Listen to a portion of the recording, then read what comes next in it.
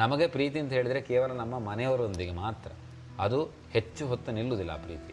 ಒಂದಷ್ಟೊತ್ತು ಪ್ರೀತಿ, ಒಂದಷ್ಟೊತ್ತು ಜಗಳ, ಒಂದಷ್ಟೊತ್ತು ಪ್ರೀತಿ, ಇನ್ನೊಂದಷ್ಟೊತ್ತು ಜಗಳ. ಈ ಪ್ರೀತಿ ಅಂದರೆ ಮನುಷ್ಯನ ಏನು ಮಾಡ್ತಾನೆ ಕೇಳಿದರೆ, ತರುಣಾವಸ್ಥೆಯಲ್ಲಿ ಒಂದು ಹೆಣ್ಣನ್ನು ನೋಡಿದ ಕೂಡಲೇ ತಾಯಿಯನ್ನು ಮರಿತಾನೆ. ಆ ಹೆಣ್ಣಿನೊಟ್ಟಿಗೆ ಪ್ರೇಮ ಪ್ರಸಂಗಗಳಿರ್ಬೋದು, ಅಥವಾ ಹೆಣ್ಣಿಗೆ ಗಂಡಿನೊಟ್ಟಿಗೆ ಆ ಪ್ರೇಮ ಪ್ರಸಂಗಗಳಿರ್ಬೋದು. ಇದು ಅಲ್ಲಿಂದ ಪ್ರಾರಂಭ ಆಗಿ ಒಂದು ಯಾವುದೇ ಒಂದು ಶಿಶುವಾದರೂ ತಾಯಿಯ ಗರ್ಭದಲ್ಲಿ ತನ್ನ 9 ತಿಂಗಳನ್ನು ನವಮಾಸವನ್ನು ಕಳೆದು ಭೂಮಿಗೆ ಬಂದ ನಂತರ ಹತ್ತಿರ ಒಂದು 6.5-7 ವರ್ಷ ಅಥವಾ 9 ವರ್ಷದವರೆಗೂ ತಾಯಿಯನ್ನು ಅಗಲಿ ಮಗು ಇರುವುದಿಲ್ಲ.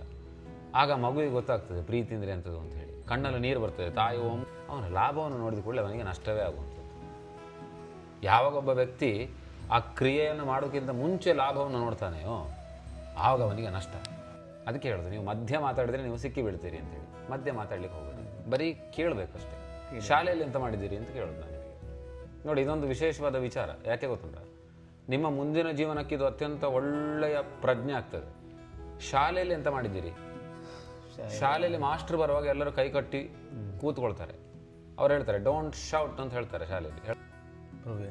ಗುರುಗಳೇ, ನನ್ನ ಪ್ರಶ್ನೆ ಇಷ್ಟೇ, ಪ್ರೀತಿಗೆ ಅರ್ಥ ಏನು ಗುರುಗಳೇ?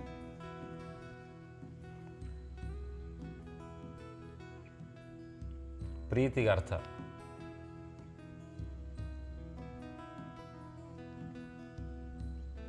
ಪ್ರೀತಿಗೆ ಅರ್ಥವನ್ನು ತಿಳಿದುಕೊಂಡ ಮಾನವರು, ಇಲ್ಲಿ ಮಾನವರು ಅಂತ ಯಾಕೆ ಹೇಳುದು ಅಂತ ಕೇಳಿದರೆ, ಮಾನವ ಮತ್ತು ಮನುಷ್ಯ ಅಂತ 2 ರೀತಿಯ ಕ್ಯಾಟಗರಿ. ಮಾನವ ಮತ್ತು ಮನುಷ್ಯ ಆಗಲೇ ಹೇಳಿದ ಹಾಗೆ ರಿವೈಂಡ್ ಮಾಡಿಕೊಳ್ಳಿ. ಮತ್ತೆ ಮನುಷ್ಯ ಮತ್ತು ಮಾನವ 2 ಕ್ಯಾಟಗರಿ.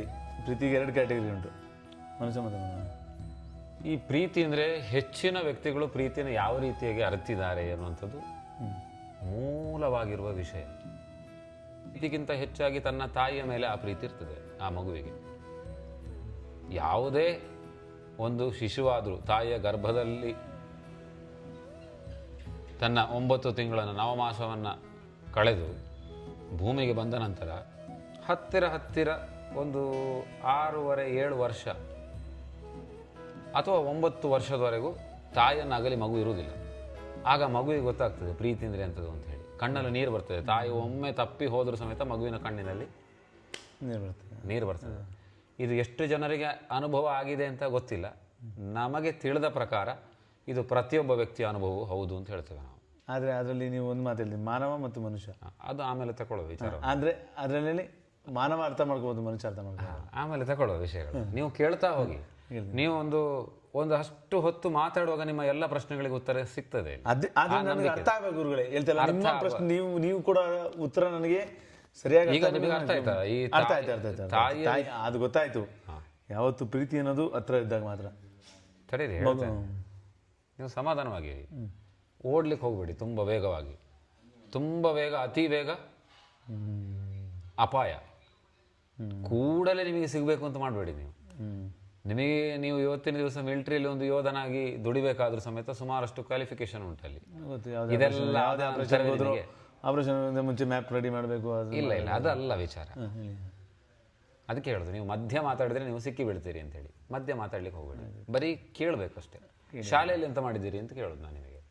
ನೋಡಿ, ಇದೊಂದು ವಿಶೇಷವಾದ ವಿಚಾರ. ಯಾಕೆ ಗೊತ್ತುಂಟ, ನಿಮ್ಮ ಮುಂದಿನ ಜೀವನಕ್ಕೆ ಇದು ಅತ್ಯಂತ ಒಳ್ಳೆಯ ಪ್ರಜ್ಞೆ ಆಗ್ತದೆ.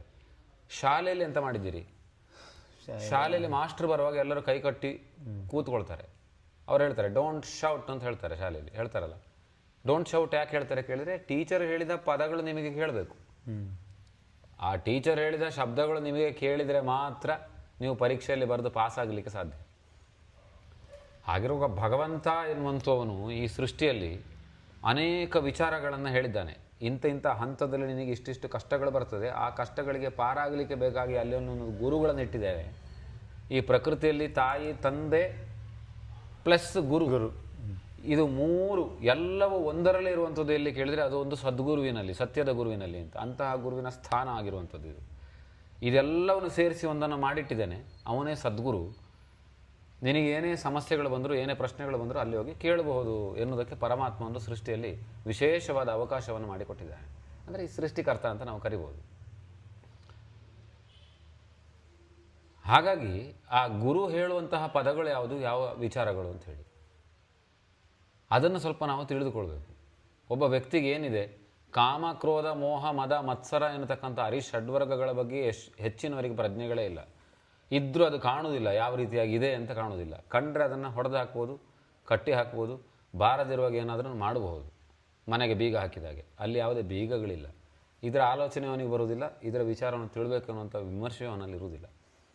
ಅದೇ ರೀತಿಯಾಗಿ ಅದಕ್ಕೆ ಅಪೋಸಿಟಾಗಿ ಒಂದು ಗುರುವಾದವನು ಏನು ಹೇಳ್ತಾನೆ ಕೇಳಿದ್ರೆ, ಒಬ್ಬ ನಿಜವಾದ ಭಕ್ತನಿಗೆ ಮೂಢ ಭಕ್ತಿಯೂ ಕೂಡ ಮನುಷ್ಯರಿಗಿದೆ. ಕೇವಲ ತನ್ನ ಸ್ವಾರ್ಥಕ್ಕೋಸ್ಕರ ಭಗವಂತನನ್ನು ಅನುಸರಿಸುವಂಥದ್ದು.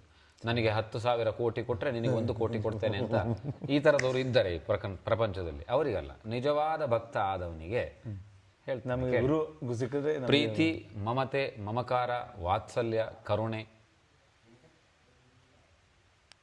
ಇಷ್ಟನ್ನು ಹೇಳ್ತಾನೆ. ಇದರ ಬಗ್ಗೆ ಅಭ್ಯಸಿಸು ಸ್ವಲ್ಪ ಅಂತ. ಅಹಿಂಸೆ, ಮತ್ತೊಂದು ಅಹಿಂಸೆ, ಸಹಿಸುವಂತಹ ಗುಣ ಎಂಬುದಾಗಿ. ಅಹಿಂಸೆ ಅಂದರೆ ಸಹಿಸುವ ಗುಣ ಅಂತ. ಅದರಲ್ಲಿ ಪ್ರೀತಿಯು ಒಂದು ಅಂತೇಳಿ. ಈಗ ಹೆಚ್ಚಿನವರು ಅದರಲ್ಲಿ ನಾವು ಬಾಕಿ ಇದ್ದದನ್ನೆಲ್ಲ ಬಿಟ್ಟು ಬರೀ ಪ್ರೀತಿಗೆ ತಗೊಳ್ಳೋಣ. ಈ ಪ್ರೀತಿಗೆ ಪ್ರಪಂಚದಲ್ಲಿ ಏನು ಹೇಳಿದ್ದಾರೆ, god is love, love is god ಅಂತ ಹೇಳಿ.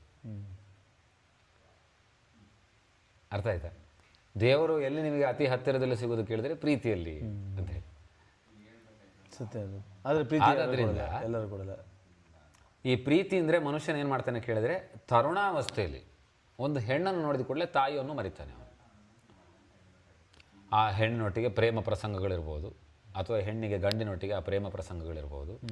ಇದು ಅಲ್ಲಿಂದ ಪ್ರಾರಂಭ ಆಗಿ ಒಂದು ಸಂಸಾರ ಅಂತ ಬಂದು, ಮನೆ ಅಂತ ಹೇಳಿ ಬಂದು, ಅಲ್ಲಿ ವಿವಾಹ ಇತ್ಯಾದಿಗಳಾಗಿ, ಅಲ್ಲಿಂದ ಮತ್ತೆ ಪುನಃ ಆ ಸಂಸಾರಗಳು ಪ್ರಪಂಚಕ್ಕೆ ಯಾವುದೋ ರೀತಿಯಾಗಿ ಏನೋ ಒಂದು ಮಾಡಿಕೊಂಡು ಹೋಗುವುದು. ಈ ಪ್ರಪಂಚದ ಒಳಗಡೆ ಸಂಸಾರ ಅಲ್ಲಿಂದ ಶುರುವಾದ್ದು. ಪ್ರೀತಿ ಶುರುವಾದ್ದು ಎಲ್ಲಿಂದ?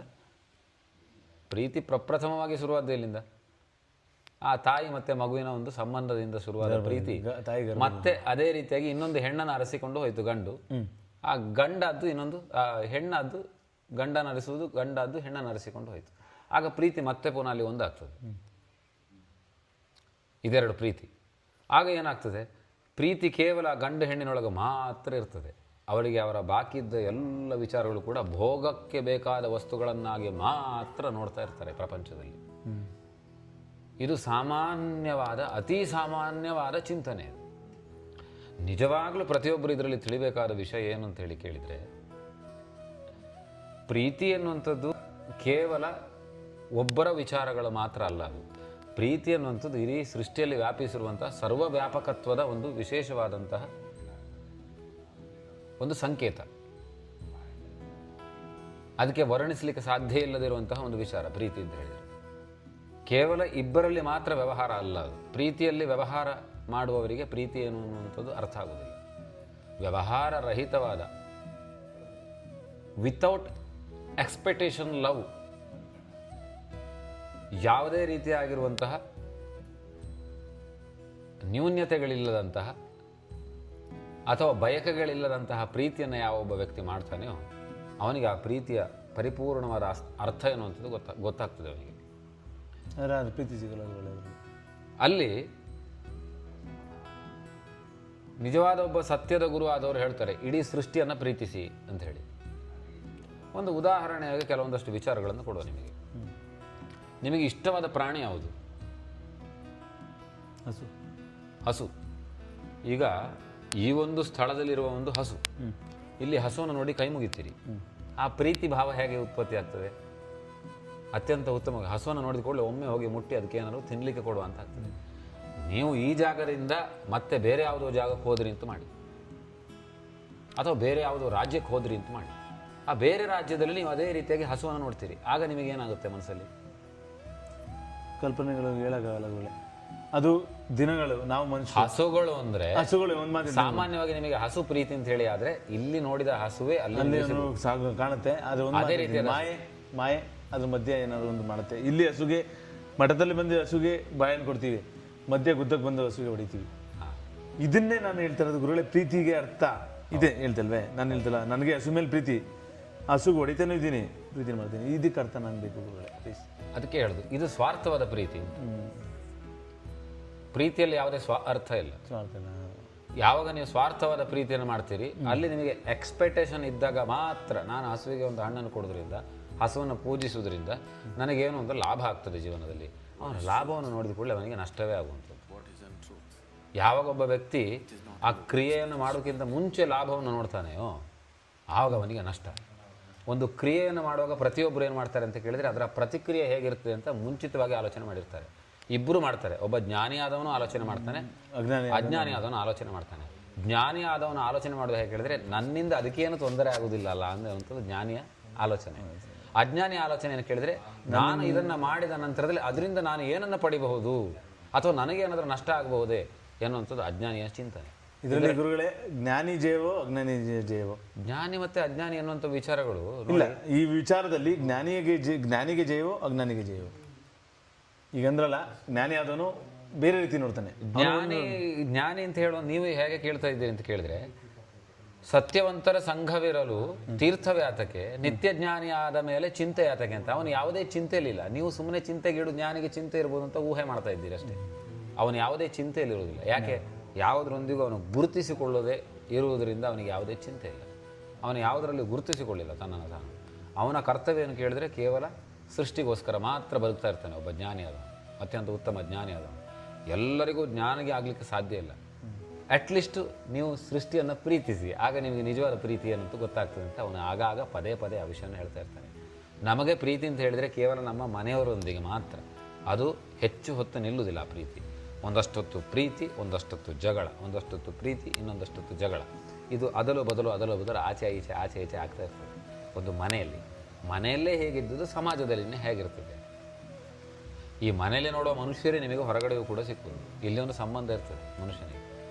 ಮೊದಲು ಮನುಷ್ಯನಿಗೆ ಪ್ರೀತಿ ಅನ್ನುವಂಥದ್ದು ಯಾವಾಗ ಅತ್ಯಂತ ಉನ್ನತವಾಗಿ ಅವನಿಗೆ ಅರಿವಾಗಲಿಕ್ಕೆ ಪ್ರಾರಂಭ ಆಗ್ತದೆ ಅಂತ ಹೇಳಿದರೆ ಈ ಒಂದು ವಿಚಾರಗಳು. ನನಗೆ ಅಕಸ್ಮಾತ್ ಯಾರಾದರೂ ಕೈಗೆ ಕಾಲಿಗೆ ಚುಚ್ಚಿದರೆ ನನಗೂ ನೋವಾಗ್ತದೆ. ಕಲ್ಲಿನಲ್ಲಿ ಹೊಡೆದ್ರೆ ನನಗೂ ಅದರ ಏಟನ್ನು ತಡ್ಕೊಳ್ಳುವಷ್ಟು ಸಾಮರ್ಥ್ಯ ಇಲ್ಲ. ನನಗೆ ಒಬ್ಬ ಅಕಸ್ಮಾತ್ ಆಹಾರ ಕೊಡೋದನ್ನು ನಿಲ್ಲಿಸಿದರೆ ಈ ದೇಹಕ್ಕೆ ತುಂಬ ಹಿಂಸೆ ಆಗ್ತದೆ. ಇನ್ನೊಬ್ಬ ನನ್ನ ಮನಸ್ಸಿಗೆ ಚುಚ್ಚುವಂತೆ ಮಾತನಾಡಿದರೆ ಆವಾಗಲೂ ಈ ಮನಸ್ಸಿಗೆ ತುಂಬ ಹಿಂಸೆ ಆಗ್ತದೆ. ಇಲ್ಲಿ ಏನು ಅನುಭವಗಳಾಗ್ತಿದೆಯೋ ಎದುರಿರುವಂತಹ ಯಾವುದೇ ದೇಹ ನಾವು ಸಂಪರ್ಕದಲ್ಲಿದ್ದರೂ ಅದಕ್ಕೂ ಅದೇ ಆಗ್ತದೆ ಅನ್ನುವಂಥ ಈ ಸ್ಪಂದನೆ ಇದೆಯಲ್ಲ, ಈ ಭಾವನೆ ಇದೆಯಲ್ಲ, ಈ ಪ್ರತಿಕ್ಷಣ ಯಾರೋ ವ್ಯಕ್ತಿಯಲ್ಲಿ ಮಿಡಿತದೆಯೋ, ಒಬ್ಬ ವ್ಯಕ್ತಿಯಿಂದ ವ್ಯಕ್ತಿ, ಪ್ರಾಣಿಯಿಂದ ಪ್ರಾಣಿ, ಯಾವುದೇ ಪ್ರಾಣಿಗಳಾಗಿರ್ಬೋದು, ಇದನ್ನು ಅನುಕಂಪ ಅಂತ ಹೇಳ್ತಾರೆ. ಇದು ಯಾವಾಗ ಅವನಲ್ಲಿ ಇದರ ಪರಿಪೂರ್ಣವಾದ ಪ್ರಜ್ಞೆ ಬರ್ತದೆ ಆಗ ಅವನಿಗೆ ಯಾವ ವ್ಯಕ್ತಿಯಲ್ಲೂ ದ್ವೇಷಗಳು ಬರುವುದಿಲ್ಲ. ದ್ವೇಷ ಬಾರದಿರಲಿಕ್ಕೆ ಇದೇ ಕಾರಣ. ಸ್ವಾರ್ಥದಲ್ಲಿ ನಾವೇನು ಮಾಡ್ತಾನೆ ಕೇಳಿದ್ರೆ, ನನಗೆ ಅವನು 1000 ರೂಪಾಯಿ ಕೊಡಲಿಕ್ಕಿತ್ತು, ನನಗೆ ಅವನಿಗೆ ಹಣ ಕೊಡಲಿಕ್ಕಿತ್ತು, ನನಗೆ ಅವನು ಮೋಸ, ಇದೆಲ್ಲ ಏನು ಕೇಳಿದರೆ ಒಂದು ಶಾಲೆಯಲ್ಲಿ ಸಣ್ಣ ಮಕ್ಕಳು ಕಚ್ಚಾಡಿದಾಗೆ ಸಂಸಾರದಲ್ಲಿ ದೊಡ್ಡವರು ಕಚ್ಚಾಡು. ಇಲ್ಲಿ ಇಬ್ಬರಿಗೂ ವ್ಯತ್ಯಾಸ ಇಲ್ಲ. ಅರ್ಥ ಆಯ್ತಾ? ಆ ಮಕ್ಕಳೇ ವಾಸಿ. ಒಂದು ಕ್ಷಣ ಅದನ್ನು ಮಾಡಿ ಮರೆತು ಮತ್ತೆ ಮುಂದಕ್ಕೆ ಹೋಗ್ತಾಯಿದ್ರು ಮಕ್ಕಳು. ಆದರೆ ಸಂಸಾರದಲ್ಲಿ ಏನು ಮಾಡ್ತಾರೆ ಕೇಳಿದರೆ, ಒಂದು ದಿವಸ ಆದ ಘಟನೆಯನ್ನು ಮತ್ತೆ ಮರುಕಳಿಸಿ ಪದೇ ಪದೇ ಅದನ್ನು ಮೆಲುಕು ಹಾಕಿ ಹಾಕಿ ಹಾಕಿ ಹಾಕಿ ಹಾಕಿ ಜೀವನ ಪರ್ಯಂತ ಅದೇ ವಿಚಾರದಲ್ಲಿ ಕೊರಗಿ ಕೊರಗಿ ಕೊರಗಿ ಕೊರಗಿ ಕಷ್ಟವನ್ನು ಪಟ್ಟು ಆಕಾಶವೇ ತಲೆ ಮೇಲೆ ಬಿದ್ದಿದೆ ಎನ್ನುವಂಥ ರೀತಿಯಲ್ಲಿ ವರ್ತಿಸಿ ತನ್ನ ಶಾಂತಿಯನ್ನು ಕೆಡಿಸಿಕೊಳ್ಳುವುದಲ್ಲದೆ ಪರರ ಶಾಂತಿಯನ್ನು ಕೂಡ ಕೆಡಿಸಲಿಕ್ಕೆ ಅವರು ಪ್ರಯತ್ನ ಮಾಡ್ತಾ ಇರ್ತಾರೆ. ಇದೆಲ್ಲವೂ ತನ್ನ ಸ್ವಾರ್ಥಕ್ಕೋಸ್ಕರ ಬದುಕುವಂಥ ವಿಚಾರ. ಒಂದು ಶಬ್ದಕ್ಕೆ ಅನೇಕ ಅರ್ಥಗಳನ್ನು ಹೇಳ್ತಾರೆ, ಒಂದು ಮಾತಿಗೆ.